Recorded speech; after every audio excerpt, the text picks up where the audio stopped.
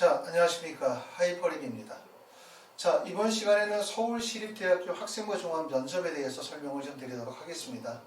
자, 수능시험 이제 잘 보셨고, 이제 서울시립대학교 1차 합격자 발표가 내일이기 때문에 합격자 발표를 기다리실 거라고 생각이 되어집니다. 자, 수능시험을 보기 전에 생각했었던 대학과 수능시험을 보고 난 다음에 느끼는 대학의 위상, 높이는 엄청 많은 차이가 있죠.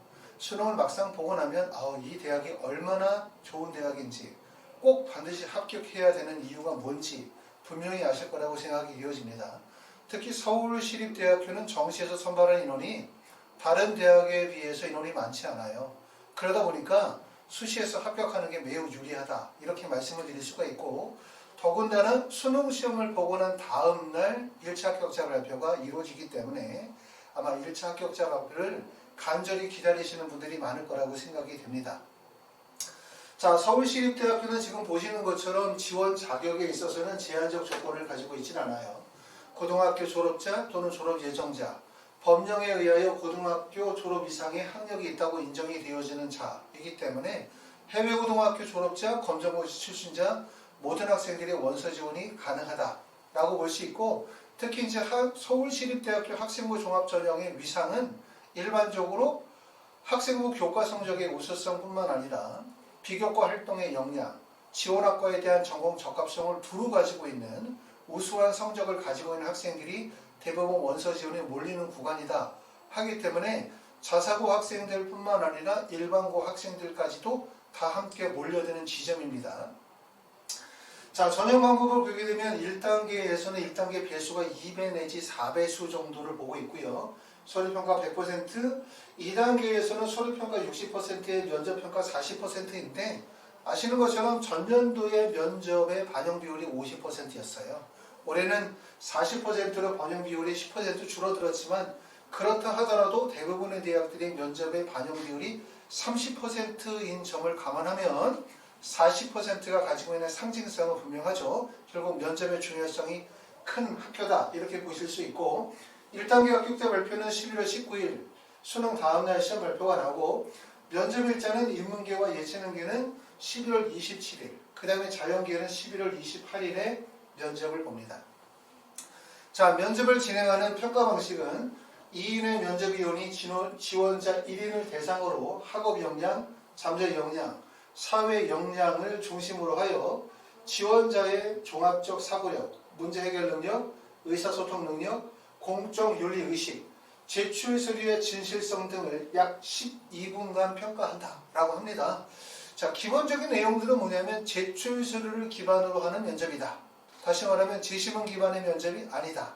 다시 말하면 전년도의 기출문제가 의미가 없다라고 하는 면접이고, 이런 면접인 경우는 개별 면접의 면접 시간 일반적인 학교들은 10분 정도 주어지는 경우예요. 근데 여기서 의미하는 12분이라는 부분은 2분 차이에 불과하지만 조금 더 깊이 있게 압박 면접이 이루어진다, 이렇게 보시겠죠.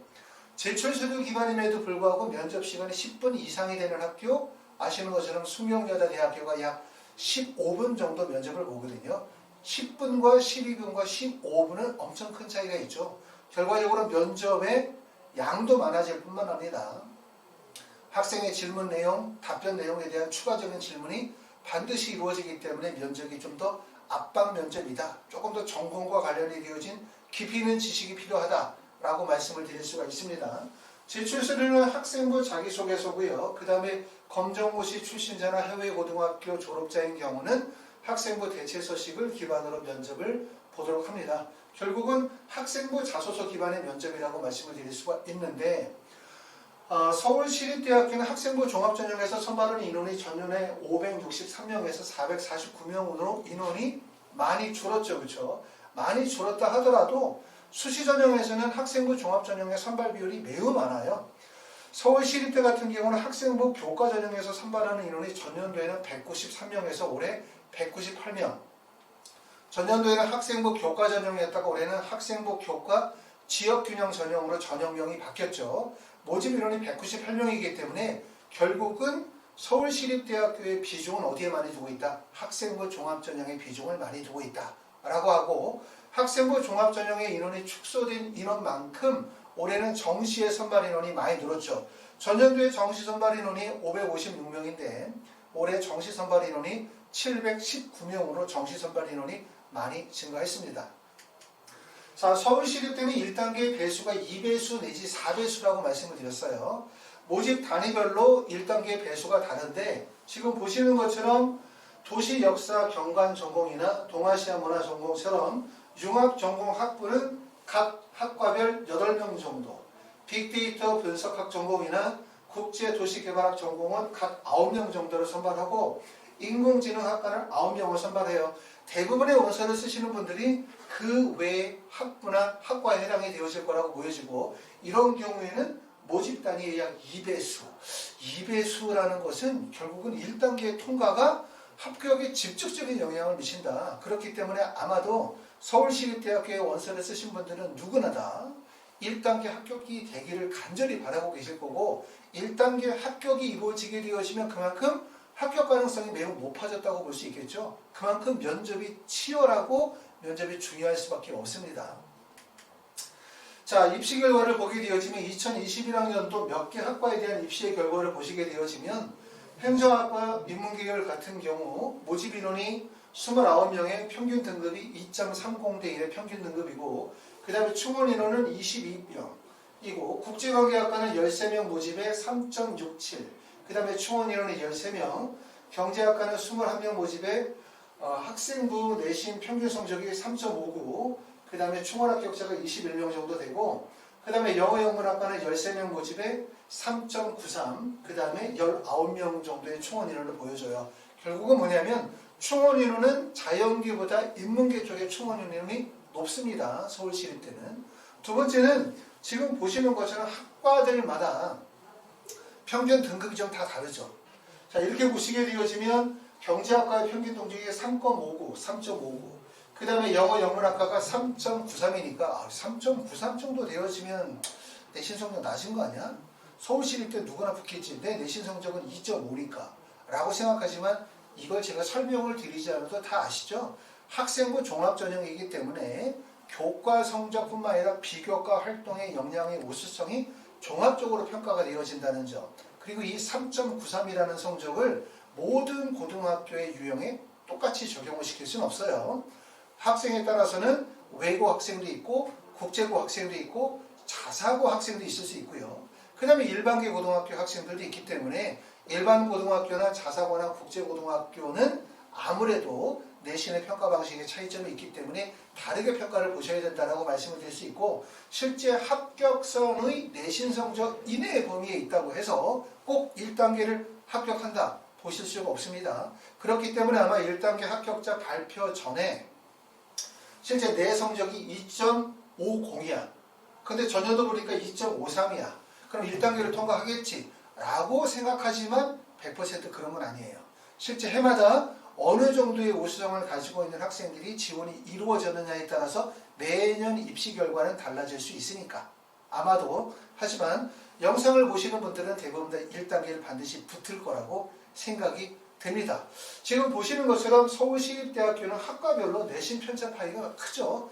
학과별로 내신의 등급 편차 차이가 크게 벌어지는데 그거는 아마도 실제 학과별 지원하는 학생들의 경쟁력의 차이, 또 고등학교의 유형의 차이, 학과 특성상 교과 성적과 비교과 역량의 우수성에 대한 부분에서 반영되는 비율의 차이가 있다고 생각이 되어집니다.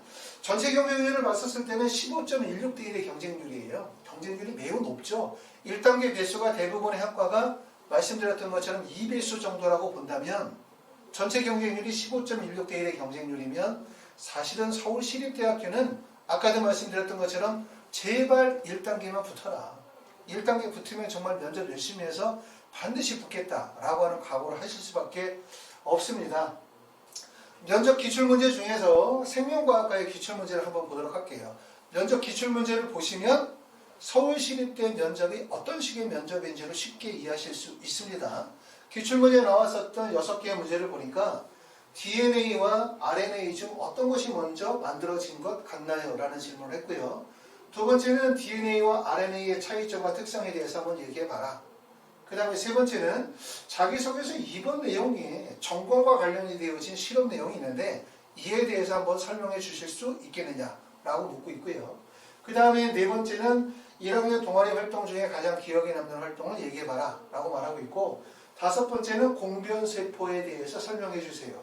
그 다음에 여섯 번째는 마지막으로 하고 싶은 얘기를 한번 해보십시오 라고 하니까, 이러한 질문 내용의 공통 질문 내용은 지원 동기, 마지막으로 하고 싶은 얘기가 공통 질문일 거고, 그러고 난 다음에 모든 질문의 내용은 학교생활기록부 자기소개서를 기반으로 하여, 다시 말하면 학생의 학업의 우수성과 지원 학과와 관련이 되어진 활동에 대한 구체적인 확인 면접이다, 이렇게 보시면 되고, 그렇기 때문에 여러분들이 1차로 합격을 하시면 제일 먼저 하셔야 되는 일은 자신의 학생부 자소서를 기반으로 예상되어지는 문제를 30문제를 만듭시다.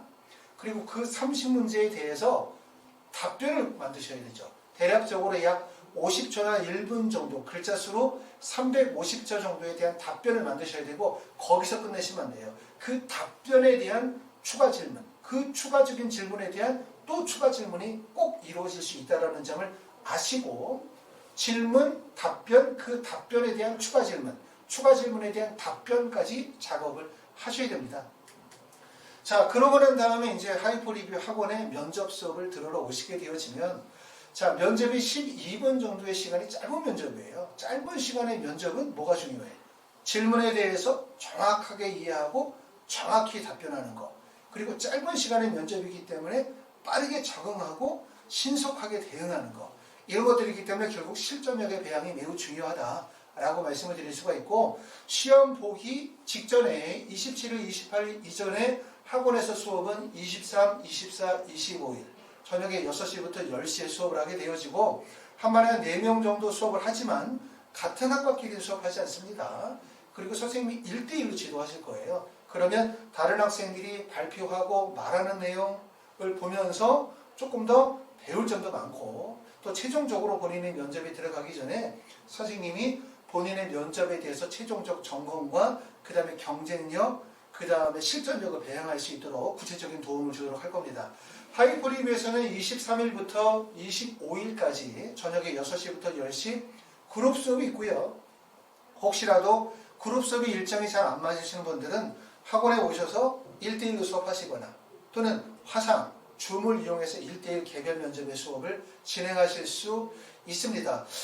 서울시립대를 꼭 붙었으면 좋겠어요. 왜냐하면 서울시립대가 정말 가기가 어려운 학교거든요. 되게 어려운 학교이기 때문에 꼭 붙었으면 좋겠고, 더군다나 1단계를 합격을 하게 되어진다면 여러분이 2배수 내에 들었을 거고, 대부분 2배수의 내에 들었다면 아까 보셨던 것처럼 문과 같은 경우에는 충원율이 대략적으로 한 100%, 또 자연계 같은 경우는 충원율이 대략적으로 한 60, 70% 정도 나오기 때문에 1단계를 합격했다는 얘기는 그만큼 합격 가능성이 높아진 거고, 그럼 우리가 서울시립대 합격을 목적으로 삼으실 수도 있고요. 아니면 서울시립대를 딛고 조금 더 상위권 대학에 도전할 수 있는 계기가 되시면 전반적인 입시가 매우 성공할 수 있는 기반이 되어질 거라고 생각이 됩니다.